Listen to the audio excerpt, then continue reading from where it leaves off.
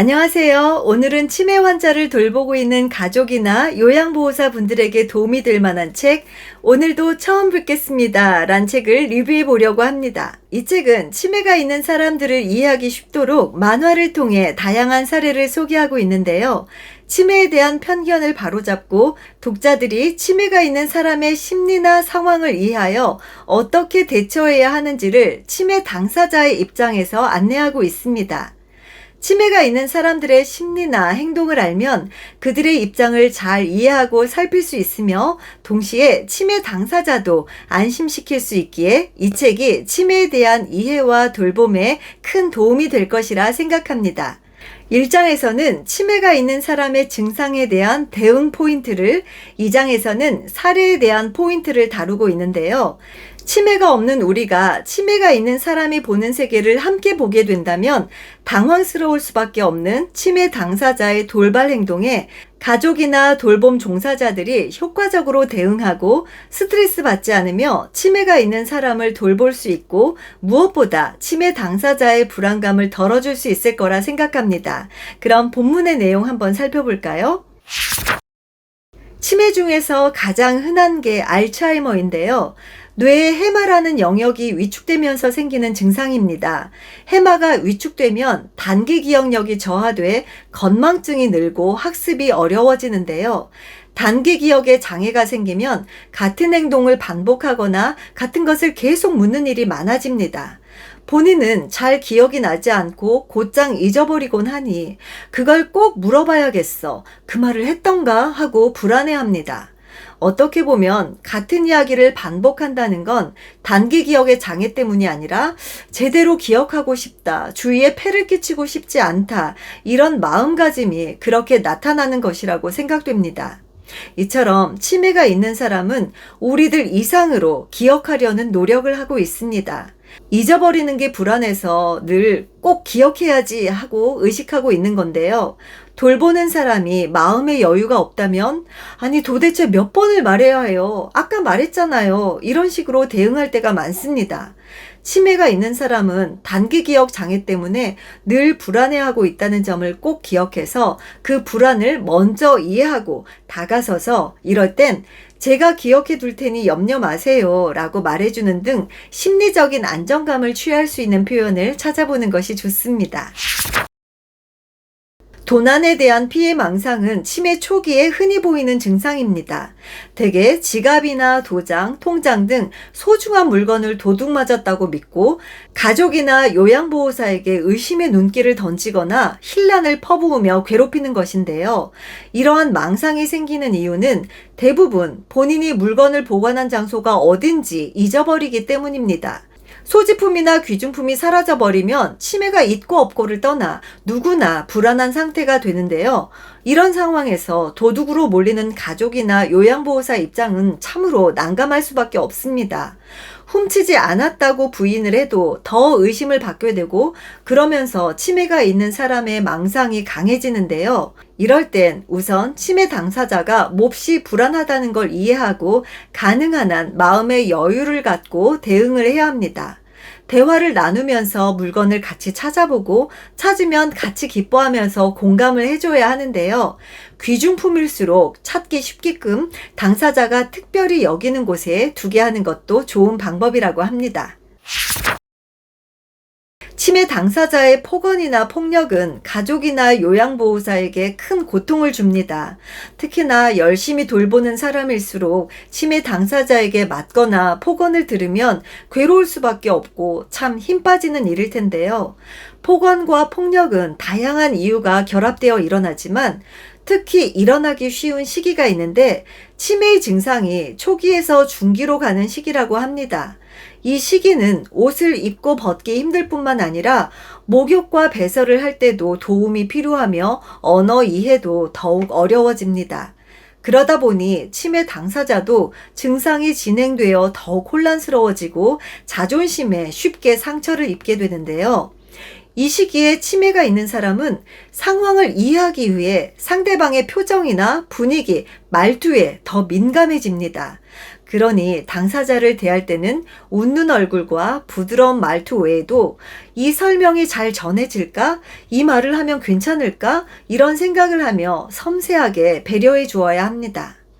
치매는 상태가 좋은 날, 나쁜 날은 있어도 근본적인 개선은 어렵다고 합니다. 그러니 치매와 함께 살아갈 수는 있지만 치매의 진행을 영구적으로 막을 수는 없다는 것을 받아들이고 치매 당사자에게도 돌보는 자신에게도 관대해질 필요가 있습니다. 자신이 배설한 대변을 손으로 만져보거나 벽이나 옷에 문지르는 행위를 농변이라고 하는데요. 알츠하이머 치매에 걸리면 특히 후각이 약해집니다. 변 냄새를 인식하지 못하고 다른 사물로 오인하는 것인데 변기 안에 변이 있으면 제대로 인식할 수 있을지 모르지만 바닥에 있으면 모양이 비슷한 초콜릿이나 튀김 과자 같은 것으로 오인할 가능성이 있습니다. 그러면 변을 입에 넣는 것도 생각할 수 있겠지요. 가족의 입장에선 참 받아들이기 힘든 일일 텐데요. 화가 나서 비난을 해도 본인은 변이라고 인식하지 못하기 때문에 왜 화를 내는지 이해하지 못합니다. 갑자기 혼났다라는 불쾌감만 강하게 남아있어 오히려 역효과를 불러올 수도 있는 일이라 질책하지 않도록 신경 써야겠습니다. 이렇게 돌봄 스트레스가 쌓이고 괴로울 때는 혼자서 참지 말고 누군가에게 상담을 받아보는 것을 권유하고 있습니다. 지금까지 증상에 대한 대응 포인트를 살펴봤다면 지금부터는 사례를 통한 포인트를 살펴보겠습니다. 첫 번째 사례의 경우 한 할머니께서 식사 시간에 나온 샐러드를 벌레가 있다며 무서워하고 식사를 거부하신 경우인데요. 문제는 샐러드 드레싱에 있었습니다. 로이소체 치매를 앓고 있는 할머니에게 바질 드레싱의 검은 점이 벌레로 착각하게 만들었는데요. 바질 드레싱 대신 마요네즈를 뿌려드리니 이런 착시 증상이 빠르게 사라졌다고 합니다. 이처럼 환시나 환각을 일으키기 쉬운 루이소체 치매나 시력이 저하된 치매 당사자 중에는 요리의 겉모양 때문에 식사를 거부하는 경우가 적지 않은데요. 밥에 얹은 김자반을 벌레로 잘못 보기도 하고 흰 쌀을 흰 그릇에 담으면 쌀을 제대로 인식하지 못해 먹지 않게 되는 경우가 있는가 하면 사용하던 식기를 바꿀 경우 이건 내 밥이 아니야 라고 생각해 먹지 않기도 합니다. 이렇게 음식 외형 외에도 다음과 같은 원인으로도 식사를 거부한다고 하는데요. 구내염이나 충치가 생겼거나 틀니가 맞지 않다. 변비가 있어 식욕이 없다. 약 부작용으로 식욕 감퇴가 일어났다. 손목 관절의 통증이 심해져 수저를 들기가 불편해졌다. 우울하거나 매사에 의욕이 떨어졌다. 해결되지 않은 고민거리가 있다. 치매가 있는 사람은 이와 같은 상태를 말로 표현하기가 어렵습니다. 따라서 가족이나 요양보호사는 당사자의 입장이 되어 식사를 하지 않으려는 원인을 추측하고 적절한 지원을 해야겠습니다. 이번 사례에 등장하는 할아버지는 갑자기 젓가락과 숟가락을 사용하는 법을 잊어 식사를 못하시고 빤히 젓가락이나 숟가락을 보고만 있었는데요. 아무리 옆에서 설명을 해드려도 못 알아들으시자 식사를 떠드리는 대신 그 앞에 앉아 실제로 떠먹는 모습을 보여주자 그제서 그걸 보며 따라서 식사를 하게 된 경우입니다. 치매가 진행되면 젓가락이나 숟가락 같은 식기 사용이 어려워지는 사람이 있는데요. 이처럼 운동 기능에 문제가 없어도 도구 사용법이나 식사 방법처럼 오랜 시간 몸에 익은 동작을 잊어버리는 것을 행위상실증이라고 합니다. 행위상실증은 치매의 핵심 증상 중의 하나로 인식과 행동의 연결이 어려워지는 증상인데요. 치매 돌봄에서는 당사자가 스스로 할 수 있는 것을 빼앗지 않도록 필요 이상으로 돕지 않고 그 사람에게 남은 능력, 잔존 기능을 사용할 수 있도록 돕는 것이 중요합니다. 말을 잘 이해하지 못하는 사람에게는 식사해요, 이 닦으러 가요 이렇게 손짓과 몸짓을 활용해 전달할 수 있는 방법을 궁리해서 치매 당사자가 남은 능력을 잘 사용할 수 있도록 배려해야겠습니다. 치매가 있는 사람은 낮에는 평온하게 지내다가도 저녁이 되면 증상이 심해져 안절부절 못하고 초조해지거나 짜증을 내거나 집으로 돌아가려고 하는 경우가 많습니다. 이런 증상을 일몰증후군이라고 부르는데요. 실제로 요양원에서도 저녁이 되면 옛 기억이 되살아나서 저녁을 준비하러 가야 해 라며 귀가하려는 사람이 적지 않다고 합니다. 이렇게 치매가 있는 사람이 집으로 돌아가길 희망하는 이유는 자신이 처한 상황을 제대로 인식하지 못하고 고독감과 불안감이 심해졌기 때문이라고 하는데요. 여기는 내 집이 아니야. 안정감을 찾을 수가 없어. 이렇게 절실하게 느끼고 있는 것입니다. 이럴 때, 이제는 돌아갈 수 없어요. 여기가 집이에요. 이렇게 말하면 불필요하게 불안감만 키우기 때문에 역효과라고 합니다. 오히려 식사 먼저 하고 돌아가세요 하고 치매 당사자의 신경을 다른 데로 돌리면 증상이 가라앉기도 합니다. 하지만 이번 사례에 등장하는 할머니는 이 방법도 통하지 않고 아들이 돌아올 시간이라며 밥 해주러 가야 한다고 나섰는데요.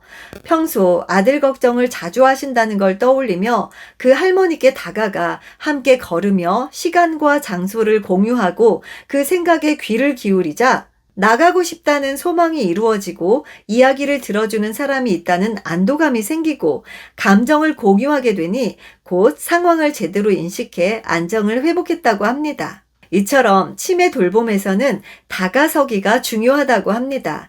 다가선다는 건 바로 그 사람과 시간, 장소, 감정을 공유하는 것인데요. 이야기에 귀를 기울이고 감정을 공유해 치매 당사자가 안심하도록 해야 합니다. 그저 함께 있는 것이 아니라 다가서는 게 중요한데요. 전 이 대목에서 너무나 찔려서 정말 눈물 나도록 반성했습니다. 저 역시 치매가 있는 어머니를 모시고 일주일에 3번 정도 병원에 모시고 가는데요. 대기 시간이 1시간 정도 되다 보니 기다리는 동안 스마트폰을 보며 무료함을 달랬는데 그건 그저 엄마와 제가 시간과 장소는 공유하고 있지만 함께 있을 뿐 감정은 공유하고 있지 않은 것이었습니다. 치매가 있는 사람과 의사소통하려면 함께 있는 걸로는 부족하고 다가서야 한다는 거 꼭 기억하고 실천하도록 노력해야겠습니다. 치매가 진행해도 끝까지 남는 기억이 있는데 그건 바로 감정기억이라고 합니다. 감정기억이란 희노애락이나 좋고 싫은 감정의 바탕을 둔 기억으로 누군가와 이야기를 했을 때 상대의 얼굴이나 이름은 잊어도 그때의 감정은 남아 있습니다. 따라서 치매가 있는 사람과 의사소통할 때는 상대의 존재를 인식하고 눈을 마주보며 온화하게 미소 짓고 아, 좋아, 친절해, 즐거워 이런 긍정적인 감정을 일으키는 돌봄이 필요해 보입니다. 치매 당사자가 바보 취급을 받거나 따돌림을 당해 존엄성이 훼손되면 증상이 악화되고 최종적으로는 살 의욕까지 잃는 사례가 많다고 하는데요. 마음의 병에는 사람과의 관계가 가장 좋은 약이라고 합니다. 치매 당사자에게 있어 가장 효과적인 치료제는 바로 안심되는 사람이 다가서는 것이라는 사실 꼭 기억하시길 바랍니다.